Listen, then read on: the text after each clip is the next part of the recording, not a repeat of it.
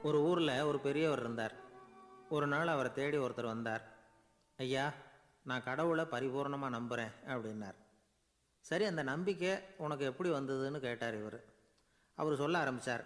ஐயா, எனக்கு கல்யாணம் ஆகி 10 வருஷம் ஆச்சு. ஆனாலும் குழந்தை பாக்கியம் இல்லை.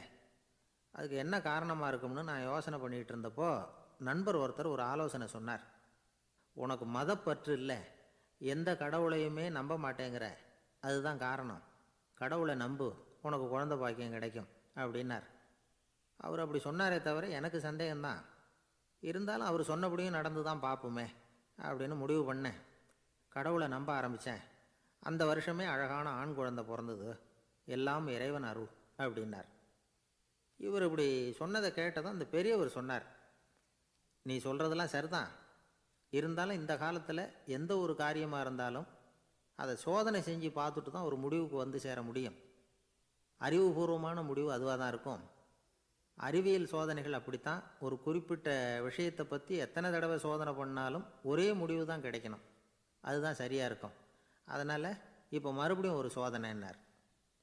என்ன செய்யணும் அப்படின்னு கேட்டார் இவர். கடவுள்கிட்ட ஒரு பெண் குழந்தை வேணும்னு கேளு. முதல்ல ஆண் குழந்தையை கொடுத்தது மாதிரியே இப்போ ஒரு பெண் குழந்தையையும் கொடுக்குறாரா பார்க்கலாம் அப்படின்னார். சரின்னு சொல்லி இவர் அதே மாதிரி முயற்சி பண்ணினார். அதுக்கப்புறம் அவர் இந்த பெரியவர்கிட்ட வரவே இல்லை. கொஞ்ச காலம் கழித்து இவரே அவரை தேடிக்கிட்டு போய் கதவை தட்டினார். அவர் கதவை திறந்தார். என்ன ஆச்சு, கடவுள் கண் திறந்தாரா அப்படின்னு கேட்டார். அவர், அந்த சமாச்சாரம்லாம் நமக்கு வேணாம் சார். முதல் தடவை அது ஏதோ தற்செயலாக ஏற்பட்ட ஒரு சாதகம். இப்போ நீங்கள் 2வது தடவை சொன்ன பிறகு தினமும் கடவுளை வேண்டிக்கிட்டு தான் இருக்கிறேன், ஒன்றும் நடக்கலை அப்படின்னார் ரொம்ப விரக்தியாக.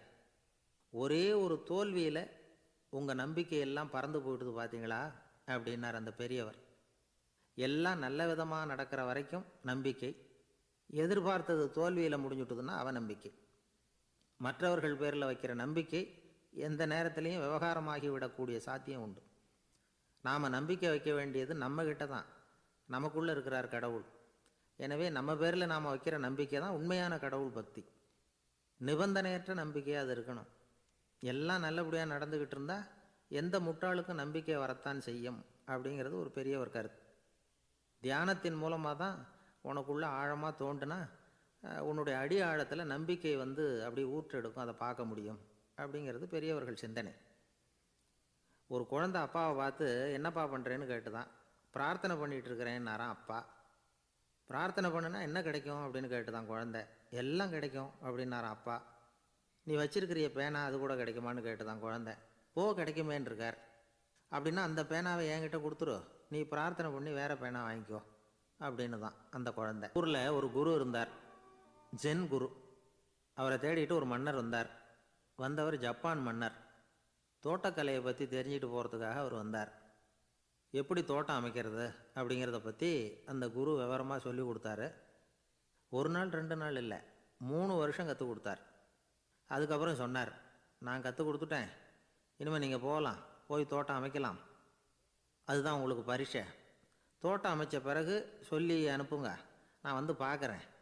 நீங்கள் இங்கே என்னவெல்லாம் கற்றுக்கிட்டீங்களோ அதையெல்லாம் அங்கே செயல்முறையில் செஞ்சு காட்டுங்க அப்படின்னு சொல்லி அனுப்பி வச்சார். மன்னர் போனார். அரண்மனைக்கு பக்கத்திலே ஒரு பெரிய தோட்டத்தை உண்டு பண்ணினார். அழகான மரங்களையும் செடிகளையும் உருவாக்கினார். கிட்டத்தட்ட 1000 தோட்டக்காரர்களை பயன்படுத்தி 3 வருஷங்கள் முயற்சி பண்ணி அந்த அழகான தோட்டத்தை உருவாக்கினார். குருக்கிட்ட இருந்து செய்தி வந்தது, நாளைக்கு வந்து தோட்டத்தை பார்க்குறேன் அப்படின்னு. மன்னர் உடனே சுறுசுறுப்பாயிட்டார். முதல் நாளே தோட்டத்தை சுத்தப்படுத்தினார். ராத்திரி பூரா யாரும் தூங்கலை. எல்லாருக்கும் தோட்டத்தை ஒழுங்குபடுத்துகிற வேலை. அது அந்தந்த இடத்துல ஒழுங்காக இருக்குதா அப்படின்னு சரி பார்த்தாங்க. ஒரு தவறும் இல்லாத வகையில் அதை ஒழுங்குபடுத்தினாங்க. மறுநாள் குரு வந்தார், தோட்டத்தை பார்த்தார். அவருக்கு கோபம் வந்துட்டுது. மன்னருக்கு ஆச்சரியம், எப்பவும் சிரிச்சுக்கிட்டே இருக்கிறவர் இப்போ இப்படி இருக்கிறாரே அப்படின்னு. மெதுவாக குருக்கிட்ட போய் எல்லாம் சரியாக தானே இருக்குது அப்படின்னார். எல்லாம் சரிதான், ஆனாலும் எங்கே அந்த பொன்னிற காற்று அப்படின்னார். உதிர்ந்த இலைகள், பொன் மஞ்சள் நிற இலைகள் காற்றில் அப்படி புரண்டு ஓடுவதை நான் பார்க்க முடியவில்லையே அப்படின்னாராம். அது இல்லாமல் இந்த தோட்டம் உயிரோட்டம் உள்ளதாக இருக்காது, இதில் பாடல் இல்லை, ஆடல் இல்லை, அதெல்லாம் இல்லாமல் இந்த தோட்டம் ரொம்பவும் செயற்கையாக தெரியுதேன்னாராம். மன்னர் இப்போ தான் யோசனை பண்ணார். கீழே கிடந்த காஞ்சி போன இலைகள் மட்டும் இல்லை, மரத்தில் இருந்த காஞ்சி போன இலைகளையும் அப்புறப்படுத்தி சுத்தமாக வச்சிருக்கிறார். இறப்பும் வாழ்க்கையினுடைய ஒரு பகுதி தான். மரணம்ங்கிறது வாழ்க்கைக்கு எதிரானது அல்ல, அதை நிரப்பும் ஒரு பகுதி தான் அது. மரணம் இல்லையில் வாழ்க்கையே இல்லை அப்படிங்கிறது பெரியவங்க கருத்து. இப்போ அந்த தோட்டம் அழகாக தான் இருக்குது, இருந்தாலும் அது ஒரு ஓவியம் மாதிரி உயிர் இல்லாமல் இருக்குது. குரு ஒரு வாளியை கையில் எடுத்துக்கிட்டார், தோட்டத்தை விட்டு வெளியில் போனார். ஏற்கனவே வீசி எறிந்த அந்த சருகுகளையெல்லாம் அள்ளி கொண்டுகிட்டு வந்தார். உள்ள எல்லா இடங்கள்லையும் அதை வீசினார். உடனே காற்று அந்த காய்ந்த சருகுகளையும் பழுத்த இலைகளையும் அசைக்க ஆரம்பிச்சுட்டுது. இப்போ அங்கே சலசல சத்தம், சங்கீதம், இலைகளின் நடனம். ஓவியம் மாதிரி இருந்த அந்த தோட்டத்துக்கு இப்போ உயிர் வந்துட்டுது. இதுதான் அந்த பொன்னான காற்று அப்படின்னாராம் குரு. மன்னருக்கு புரிஞ்சுது. மிகப்பெரிய ஜென் கேள்வி ஒன்று உண்டு. உம்மான் அப்படிங்கிற ஒரு பெரிய குருவை பார்த்து துறவி ஒருத்தர் கேட்டாராம், இலைகள் எல்லாம் கீழே விழுந்து மரங்கள் மொட்டையாக இருக்கும் பொழுது என்ன நடக்கும்? இதுதான் கேள்வி. இதுக்கு உம்மான் சொன்ன பதில் பொன்னான காற்று, தி கோல்டன் விண்ட் அப்படின்னாராம். இதுக்கு என்ன விளக்கம்னா, உன்னுடைய எண்ணங்கள் எல்லாம் உன்னுடைய மனசிலிருந்து கீழே விழுந்து உனது உள்ளுணர்வானது மொட்டையாக நிற்கும் நிலைதான் அது. உனது வேர்களின் அருகில் காற்று வீசுகிறது. எல்லா எண்ணங்களும் உன்னிலிருந்து வெகு தூரத்துக்கு புரண்டு கொண்டே சென்று விடுகிறது. நீ அவற்றை கடந்து விட்டால் நீ அவைகளுக்கெல்லாம் மேலெழுந்து கீழே பார்ப்பவனைப் போல நிற்க ஆரம்பித்து விடுவாய். அதுதான் தியானம் என்பது அப்படின்னு சொல்கிறாங்க. தியானம்ங்கிறது எண்ணத்துக்கு எதிரானதில்லை, தியானம்ங்கிறது எண்ணங்களை கடந்து செல்வது தான். அதுக்கப்புறம் நாம் பொன்னிற காற்றில் ஆட ஆரம்பிச்சிருவோம். இதுதான் பெரியவர்கள் சொல்கிறது. என்கிட்ட ஒருத்தர் தோட்டம் அமைக்கணும்னு யோசனை கேட்டு வந்தார். எல்லாம் சொல்லி கொடுத்தேன். செடிகள்லாம் செழிப்பாக வளரணும்னா வேர் காயாமல் பார்த்துக்குங்கோ, தினமும் தண்ணி விடுங்கோ அப்படின்னு சொல்லி அனுப்பி வச்சேன். ஒரு மாதம் கழித்து அவர் தோட்டத்தை பார்க்குறதுக்காக போனேன். போய் பார்த்தா எல்லா செடியும் வாடி கிடக்குது. என்னங்க இப்படி பண்ணிவிட்டீங்கன்னு. நீங்கள் சொன்னபடி தான் செஞ்சேன்னார். என்ன செஞ்சீங்கன்னு கேட்டேன். வேர் காயாமல் பார்த்துக்க சொன்னீங்க, தினமும் ஒரு தடவை எல்லா செடியையும் ஒவ்வொன்றா பிடுங்கி பார்த்து வேர் காயாமல் இருக்கா அப்படின்னு பார்த்துட்டு அதுக்கப்புறம் தண்ணி பாய்ச்சினே, அவ்வளவுதான் அப்படின்னார். ஒரு வயசான பாட்டியின் தாத்தாவும் ஒரு பூங்காவில் உட்காந்து பேசிக்கிட்டு இருக்கிறாங்க. அவங்களுக்கு கல்யாணம் ஆகி 53 வருஷம் ஆச்சு. பிள்ளைங்கள்லாம் படித்து பெரிய பெரிய வேலையில் இருக்கிறாங்க. பேரன் பேத்திகளும் நல்ல நிலைமையில் இருக்கிறாங்க. இந்த தாத்தாவும் பாட்டியும் சிரித்து பேசிக்கிட்டு இருந்ததை ஒரு பெரியவர் பார்த்தார். அவருக்கு ஆச்சரியமாக இருந்தது. இந்த வயசுலேயும் இவ்வளவு அந்யோன்யமாக இவங்க பேசிக்கிட்டு இருக்கிறாங்களே அப்படின்னு நினச்சார். சரி, நேரிலேயே கேட்டுருவோமே அப்படின்னு நினச்சிக்கிட்டு கிட்ட போனார். உங்கள் மன வாழ்க்கையின் வெற்றிக்கான ரகசியம் என்ன அப்படின்னு கேட்டார். இதை கேட்டதும் அந்த தாத்தா சிரிச்சுக்கிட்டே பாட்டியை பார்த்தாராம். அதுக்கப்புறம் சொன்னாராம், நான் இந்த அம்மாவை கல்யாணம் பண்ணிக்கிட்டதுக்கும் எங்களுடைய இல்வாழ்க்கை இவ்வளவு நாளாக பலம் குறையாமல் மகிழ்ச்சியாக இருக்கிறதுக்கும் காரணம் ஒன்று தான். அது என்ன காரணம்னா, எங்களுக்கு இடையில பொதுவாக நிறைய குறைகள் உண்டு, அதுதான் காரணம் அப்படின்னாராம். அவர் சொல்கிறது சரிதான் அப்படிங்கிறது மாதிரியே அந்த பாட்டியும் அவரை நிமிர்ந்து பார்த்தாங்களாம். இந்த பெரியவர் மறுபடியும் அந்த பாட்டியை பார்த்து அதே கேள்வியை கேட்டிருக்கார். உங்களுடைய நீண்டகால மன வாழ்க்கைக்கு கிடைச்ச வெற்றி எதனாலேன்னு சொல்ல முடியுமா அப்படின்னு கேட்டாராம். அவங்களும் சிரிச்சுக்கிட்டே பதில் சொன்னாங்களாம். என்ன பதில் தெரியுமா? சில பேரை நாம் குறிப்பிட்ட பண்புகளுக்காக நேசிக்கிறோம், வேற சிலரை நாம் அந்த பண்புகள் இல்லாத குறைகளுக்காகவே விரும்பி பழகிறோம் இல்லையா அப்படின்னு கேட்டுவிட்டு தலையை குனிஞ்சிக்கிட்டாங்களாம் அந்த பாட்டியம்மா. அவங்க அப்படி சொன்னதை கேட்டதும் இவருக்கு புதுசாக ஞானம் பிறந்தது மாதிரி இருந்துதான். இதுதான் மனம் நிறைந்த மன வாழ்க்கை அப்படிங்கிறார் சுவாமி சின்மயானந்தர். பண்புகளை எப்படி நேசிக்க முடியுதோ அதே மாதிரி பண்புகள் இல்லாத குறைகளையும் நேசிக்க முடியும். மனசு தான் காரணம். ஒரு மேல்நாட்டு தம்பதி, அவங்களும் தாத்தா பாட்டி தான். அவங்க 2 பேரும் ஒரு பூங்காவில் உட்காந்து சிரித்து பேசிக்கிட்டு இருக்கிறாங்க. அதை ஒருத்தர் பார்த்தார். அவருக்கு ஆச்சரியம், இவ்வளவு காலம் ஆகி இந்த வயசுலேயும் இப்படி அன்பாக பேசிக்கிட்டு இருக்கிறாங்களே அப்படிங்கிற ஆச்சரியம். கிட்ட நெருங்கி போனார். கேட்டார், ஏன் தாத்தா உங்களுக்கு கல்யாணம் ஆகி எவ்வளோ வருஷம் ஆச்சுன்னார். 55 வருஷம் ஆச்சுன்னாராம் அவர். இன்னமும் இவ்வளவு சந்தோஷமாக இருக்கிறீங்களே, அதுக்கு என்ன காரணம்னு கேட்டிருக்கார். அதுக்கு என்ன காரணம்னா, இது வரைக்கும் எங்களுக்குள்ள சண்டையே வந்ததில்லை அப்படின்னாராம். அது எப்படி முடியும்னு கேட்டிருக்கார் இவர் ஆச்சரியமா. அந்த தாத்தா சொல்ல ஆரம்பித்தாராம், இதை பாருப்பா, எங்களுக்கு கல்யாணம் ஆன புதுசில் நானும் என்னுடைய மனைவியும் ஒரு குதிரை மேலே ஏறி ஒரு காட்டு வழியாக போய்கிட்டு இருந்தோம். கொஞ்சம் தூரம் போனதும் அந்த குதிரை எடக்கு பண்ணிச்சு. நான் உடனே கீழே இறங்கி அந்த குதிரையை பார்த்து, இது உனக்கு முதல் தடவை அப்படின்னு மிரட்டலாக சொல்லிவிட்டு ஏறி உக்காந்தேன். மறுபடியும் போனோம். கொஞ்சம் தூரம் குதிரை நல்லபடியாக நடந்து போச்சு. மறுபடியும் எடக்கு பண்ண ஆரம்பிச்சுட்டுது. நான் கீழே இறங்கினேன். கையில் இருந்த சாட்டையால் ஓங்கி ஒரு அடி கொடுத்தேன். இது உனக்கு 2வது தடவை அப்படின்னு சொல்லிவிட்டு ஏறி உக்காந்தேன். மறுபடியும் குதிரை கொஞ்சம் தூரம் நல்ல விதமாக நடந்து போச்சு. அப்புறமும் எடக்கு பண்ண ஆரம்பிச்சுட்டுது. அந்த சமயத்தில் ஒரு ஆற்று பாலத்தை கடந்து போய்கிட்டு இருக்கிறோம். நான் கீழே இறங்கினேன். என்னுடைய மனைவியையும் கீழே இறங்க சொன்னேன். அந்த குதிரையை பிடிச்சி அப்படியே ஆற்றுல தள்ளி விட்டுட்டேன். தள்ளி விட்டுட்டு, இது உனக்கு கடைசி தடவை அப்படின்னு சொன்னேன். அதை பார்த்ததும் என் மனைவி பதறி போயிட்டாங்க. போய், ஐயோ பாவம், என்ன இப்படி பண்ணிவிட்டீங்க, உங்களுக்கு மனசில் கொஞ்சம் கூட இறக்கமே இல்லையா அப்படின்னாங்க. நான் மெதுவாக இவங்க பக்கம் திரும்பி, இது உனக்கு முதல் தடவை அப்படின்னேன். அவ்வளவுதான். அன்னையிலேருந்து இன்னைய வரைக்கும் ஒரு நாள் கூட எங்களுக்குள்ளே சண்டையே வந்ததில்லை அப்படின்னு விளக்கம் கொடுத்தார் அந்த தாத்தா. ஒரு காலத்தில் பிரஷ்யா அப்படின்னு ஒரு தேசம் இருந்தது. இப்போ ஜெர்மனி இருக்குல்ல, இதோட பெரும்பகுதி ஒரு காலத்தில் பிரஷ்யாங்கிற பேரில் இருந்தது. அப்போ அதுக்கு அரசராக இருந்தவர் மகா ஃப்ரெடரிக், அதாவது ஃப்ரெடரிக் தி கிரேட் அப்படின்னு சொல்லுவாங்க. அந்த ராஜாவுக்கு ஒரு சந்தேகம். நாம் பல வகையான வரிகளை விதித்து வசூல் பண்ணுறோம், அப்படி பண்ணியும் வருமானம் குறைஞ்சிக்கிட்டே போகுதே, இதுக்கு என்ன காரணமாக இருக்கும்? இதுதான் அவருக்கு ஏற்பட்ட சந்தேகம். ஒரு சமயம் அந்த அரசர் தம்முடைய அமைச்சர்களையும் பிரபுக்களையும் தளபதிகளையும் கூப்பிட்டு ஒரு விருந்து வச்சார். விருந்து முடிஞ்சதும் அவங்கள பார்த்து இந்த சந்தேகத்தை கேட்டார். வரிகள் அதிகமாக விதித்து வருமானம் குறையறதுக்கு என்ன காரணம் அப்படின்னு கேட்டார். பல பேருக்கு இதுக்கு சரியாக பதில் சொல்ல தெரியல.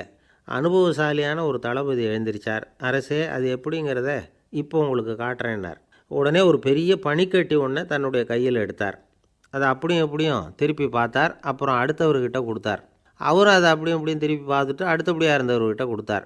இப்படியே இதை ஒவ்வொருத்தராக பார்த்துட்டு ஒவ்வொரு கையாக மாறி கடைசியில் மன்னர் கைக்கு போய் சேர்ந்தது.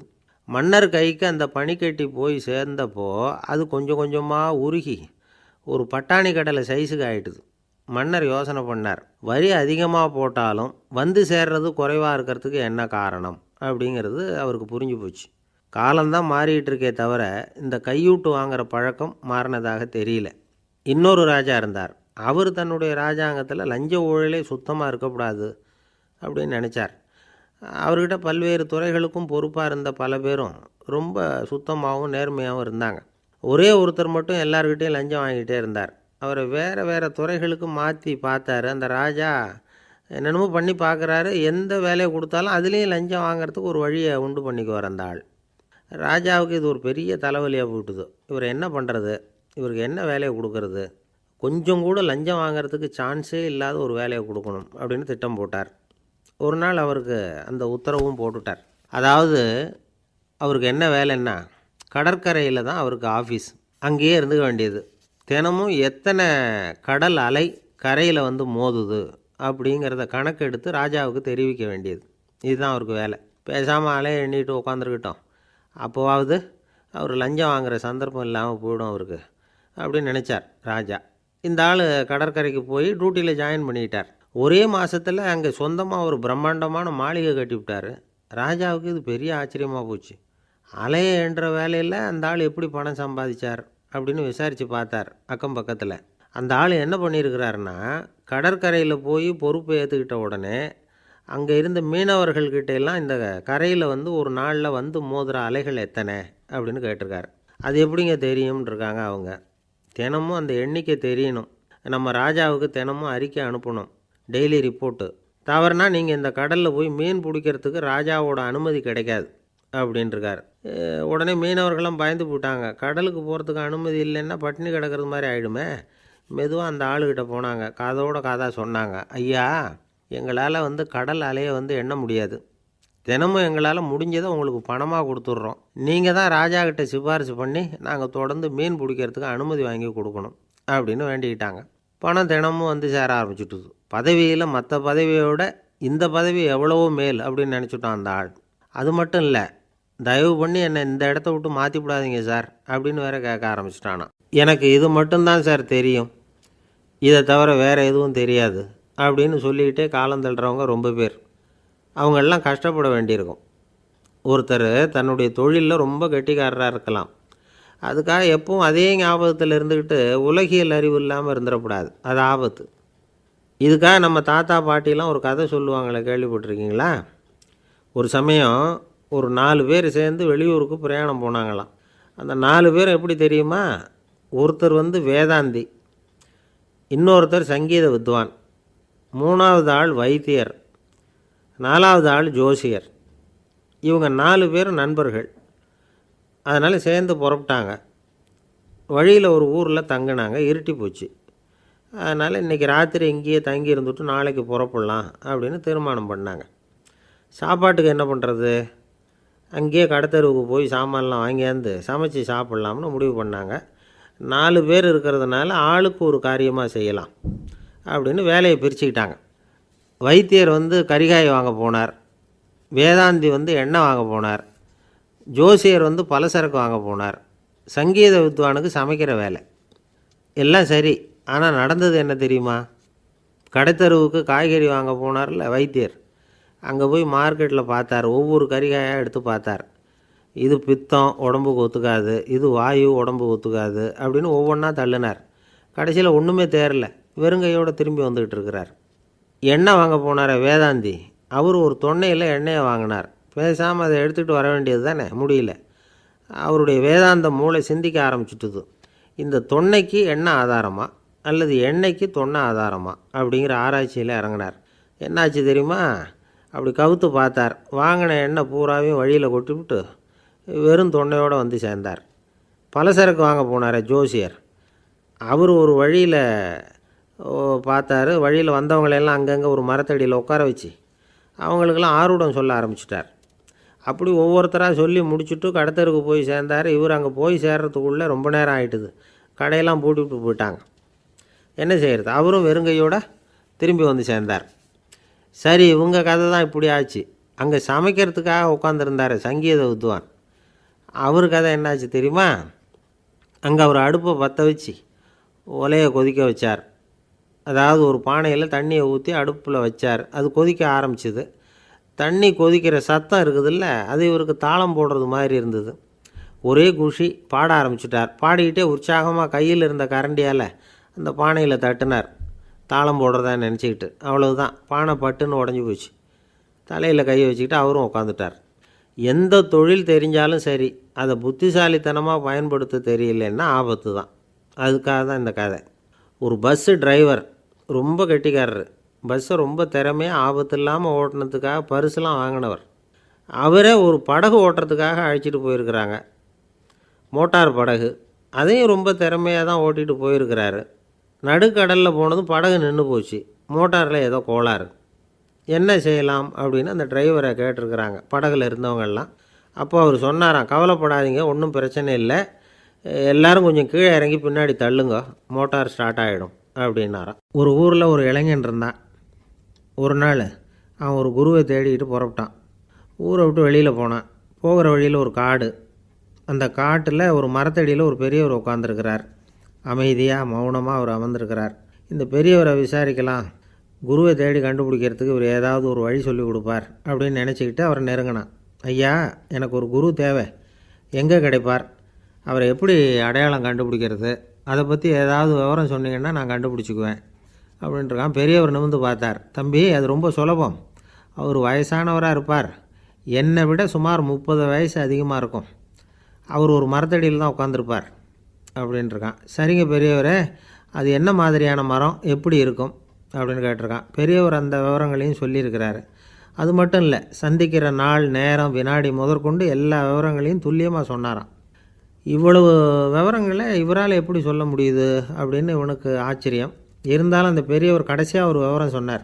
அது என்ன தெரியுமா? எப்படியும் நீ அவரை சந்திக்கிறதுக்கு ஒரு 30 வருஷம் ஆகும் அப்படின்னு சொல்லிவிட்டாராம். ரொம்ப நன்றிங்க பெரியவரே அப்படின்னு சொல்லிவிட்டு அந்த இளைஞன் புறப்பட்டுருக்கான்.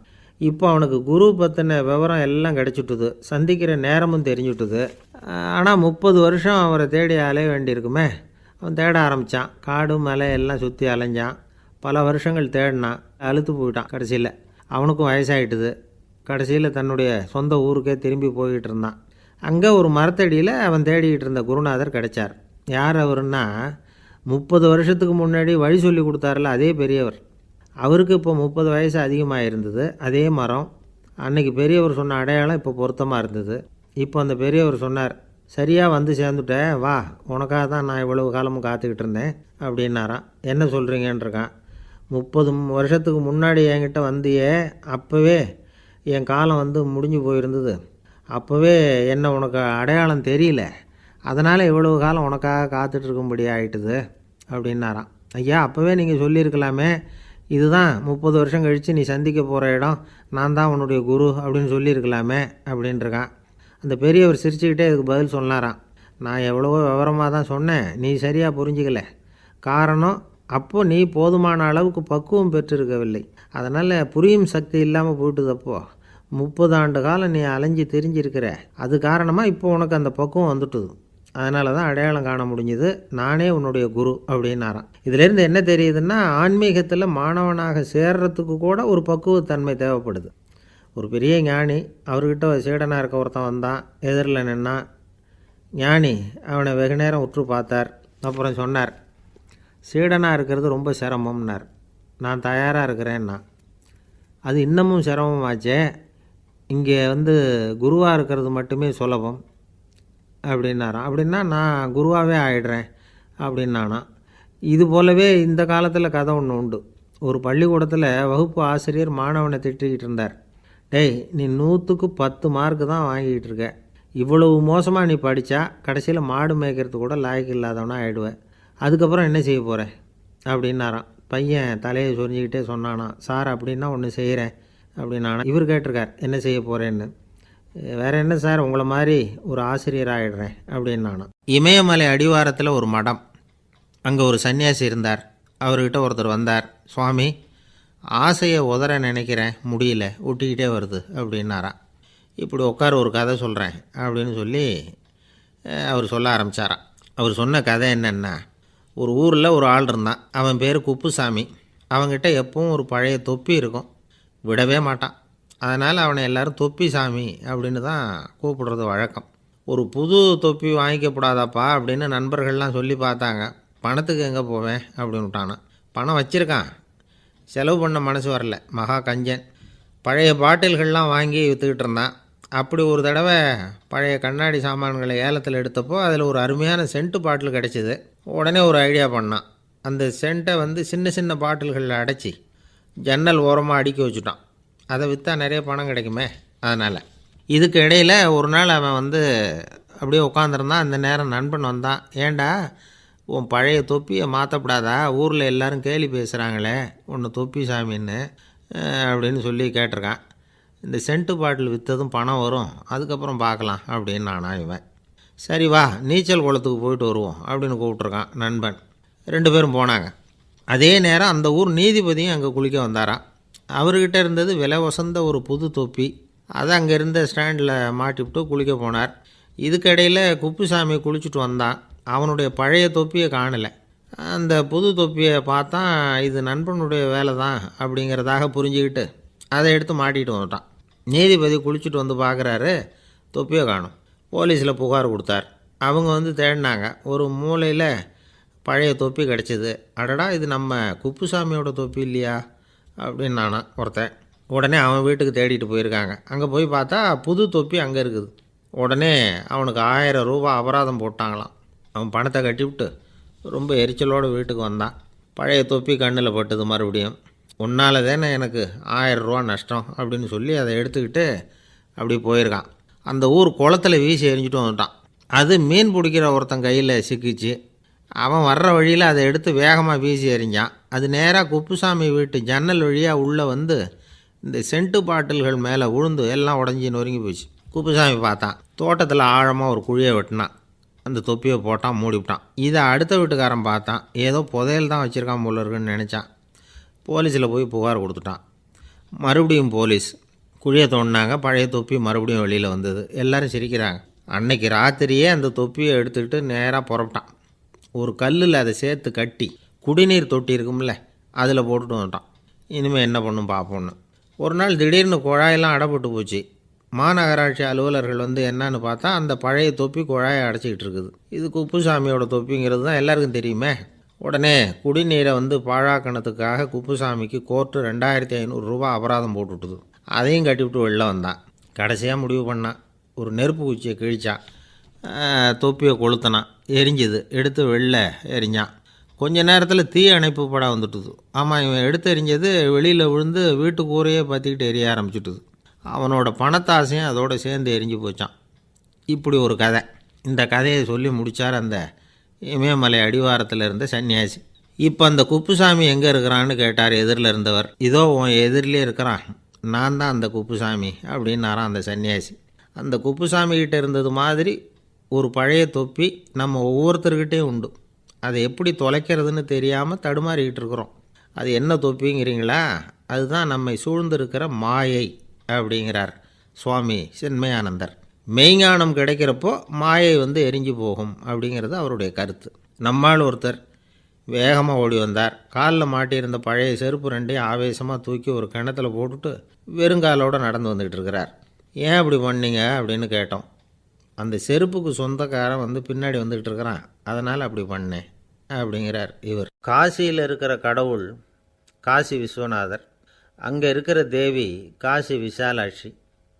இவங்க 2 பேரும் ஒரு நாள் பேசிக்கிட்டு இருந்தப்போ கடவுள் சொன்னார், இந்த மனிதர்களை நாம் ரொம்பவும் நம்பிக்கையோடு தான் படைச்சிருக்கிறோம், இருந்தாலும் அவங்களுக்கு தான் நம்பிக்கை இல்லை, எதுலேயும் ஒரு உண்மையான நம்பிக்கை இல்லாமல் வாழ்ந்துக்கிட்டு இருக்கிறாங்க அப்படின்னார். என்ன அப்படி சொல்கிறீங்க? அதோ பாருங்கள், எவ்வளவு பேர் காசியை தேடிட்டு வந்து கங்கையில் குளிச்சுக்கிட்டு இருக்கிறாங்க.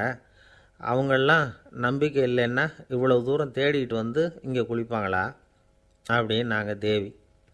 சரி, அதை சோதித்து பார்க்கலாம் அப்படின்னு 2 பேரும் முடிவு பண்ணிக்கிட்டாங்க. உடனே ஒரு திட்டம் போட்டாங்க. அது எப்படின்னா, நாம் 2 பேருமே பக்தர்கள் மாதிரி உருவத்தை மாற்றிக்கிட்டு கங்கை கரைக்கு போக வேண்டியது. நான் வந்து கங்கையில் இறங்கி குளிக்கிறேன். கொஞ்ச நேரத்தில் சுழலில் மாட்டிக்கிட்டது மாதிரி நடிக்கிறேன். நீ உடனே கரையிலிருந்து சத்தம் போடு, என்னோடய வீட்டுக்காரரை யாராவது காப்பாற்றுங்களேன்னு சத்தம் போடும். அதோடு இன்னொன்று சொல்லு, யாராவது ஒரு புண்ணிய ஆத்மா அவர்கிட்ட போய் அவருடைய முடியை பிடிச்சி இழுக்கணும். அப்படி ஒரு சாபம் இருக்குது எங்களுக்கு. புண்ணிய ஆத்மா, அதாவது எந்த பாவமும் செய்யாத இல்லாத ஒருத்தர் தான் அவரை காப்பாற்ற முடியும். அப்படிப்பட்டவங்க யாராவது வெள்ளத்தில் குதித்து என்னுடைய கணவரை காப்பாற்றுங்கோ அப்படின்னு நீ சத்தம் போடு, கூச்சல் போடு, என்ன நடக்குதுன்னு பார்க்கலாம் அப்படின்னார் கடவுள். சரின்னு சொல்லி 2 பேருமா சாதாரண பக்தர்கள் மாதிரி கங்கை கரைக்கு வந்து சேர்ந்தாங்க. அவர் இறங்கி குளித்தார். திட்டம் போட்டது மாதிரியே சுழலில் மாட்டிக்கிட்டது மாதிரி கத்துனார். கரையில் இருந்த அந்த அம்மா, ஐயோ என் கணவரை காப்பாற்றுங்களேன், யாராவது காப்பாற்றுங்களேன்னு கத்துனாங்க. பல பேர் ஓடி வந்தாங்க. உடனே இவங்க, பாவம் இல்லாத புண்ணிய ஆத்மா ஒருத்தரால் தான் என்னுடைய கணவர் காப்பாற்றப்படணுங்கிறது விதி, அப்படி ஒரு சாபம் இருக்குது, அதனால் புண்ணிய ஆத்மா யாராவது அவர்கிட்ட போய் அவர் முடியை பிடிச்சி தூக்குனா அவரை காப்பாற்றி போடலாம் அப்படின்னாங்க. இவங்க இப்படி சொன்னதும் எல்லோரும் திகைச்சு போய் நின்றுட்டாங்க. ஒவ்வொருத்தருக்கும் அவங்க செஞ்ச பாவம்லாம் ஒவ்வொன்றா ஞாபகத்துக்கு வர ஆரம்பிச்சுட்டுது. சரி, இதுக்கு நாம் லாயக்கு இல்லை அப்படின்னு சொல்லி ஒதுங்கி போக ஆரம்பிச்சிட்டாங்க எல்லாம். இந்த சமயத்தில் யாரோ ஒருத்தர் வேகமாக ஓடி வந்தார். ஆற்றுல குதித்தார். அவர்கிட்ட போனார், முடியை பிடிச்சார், தூக்குனார், அவரை காப்பாற்றி கரைக்கு கொண்டுட்டு வந்துட்டார். அப்படி காப்பாற்றின அந்த ஆளை இவங்க 2 பேரும் தனியாக கூப்பிட்டுக்கிட்டு ஒரு மண்டபத்துக்கு வந்துட்டாங்க. வந்து விசாரிக்கிறாங்க. நீ யாரப்பா அப்படின்னு கேட்குறாங்க. ஏதும் தெரியாத மாதிரி. நான் இந்த ஊர் அன்ன சத்திரத்தில் வேலை செய்கிற ஒரு சமையல்காரன் அப்படிங்கிறார். நீ வந்து கங்கையில் குளிக்கிறது உண்டான்னு கேட்டிருக்காங்க. நான் இந்த ஊர்லேயே தான் இருக்கிறேன், இருந்தாலும் தினமும் கங்கையில் குளிக்கிறதில்ல, எப்போவாவது ஒரு நாள் அங்கே குளிப்பேன் அப்படின்னார். கங்கையில் மூழ்கி எழுந்திரிச்சா பாவம்லாம் தொலையும்னு சொல்கிறாங்க. அப்படி இருக்கிறப்போ அங்கே இன்றைக்கி கங்கையில் குளிச்சுக்கிட்டு இருக்கிறவங்கெல்லாம் தங்களை வந்து புண்ணிய ஆத்மாவா நினைக்கல. கங்கையில் குளிக்காத நீ உன்னை வந்து புண்ணிய ஆத்மாவாக நினச்சி என்னை காப்பாற்ற வந்திருக்கிற, அது எப்படி அப்படின்னு கேட்டார். அதுக்கு அந்த ஆள் சொல்கிறான், கங்கையில் குதித்ததுக்கு அப்புறம் தானே உங்களை காப்பாற்ற போகிறோம், அப்படி குதிக்கும் பொழுது என்னுடைய பாவம்லாம் போயிருக்கும்ல, நான் புண்ணிய ஆத்மாவாக ஆயிருப்பேனே, அதனால தான் துணிஞ்சு வந்து உங்களை காப்பாற்றினேன் அப்படின்னா. கடவுளும் தேவியும் அவனுக்கு வந்து காட்சி கொடுத்தாங்களாம். இப்படி ஒரு கதை உண்டு. அதாவது கங்கையில் குளிச்சுக்கிட்டு இருக்கிறவங்களுக்கே தங்களுடைய பாவம் போகுங்கிற நம்பிக்கை பரிபூர்ணமாக இல்லை. குளிக்காத ஒருத்தனுக்கு அந்த நம்பிக்கை இருந்தது. அதனால் அவனால் கடவுளை பார்க்க முடிஞ்சது. கடவுளை நாமளும் பார்க்க முடியுமா முடியாதா அப்படிங்கிற குழப்பம்லாம் நமக்கு வேண்டியதில்லை. நம்பிக்கையோடு வாழணுங்கிற உண்மையை மட்டும் இந்த கதையிலேருந்து புரிஞ்சுக்கிட்டால் போதும். ஏன்னா இந்த கதையை கேட்டுட்டு ஒரு நண்பன் குதர்க்கமாக ஒரு கேள்வி கேட்டான். ஏன் சார், கங்கையில் குளித்தா பாவம் போயிடும்னு சொல்கிறீங்களே, நான் எனக்கு வேண்டாத ஒருத்தனை அழைச்சிட்டு போய் கங்கையிலேயே தள்ளி விட்டுட்டு அதுக்கப்புறம் அங்கேயே முழுக்க போட்டுட்டு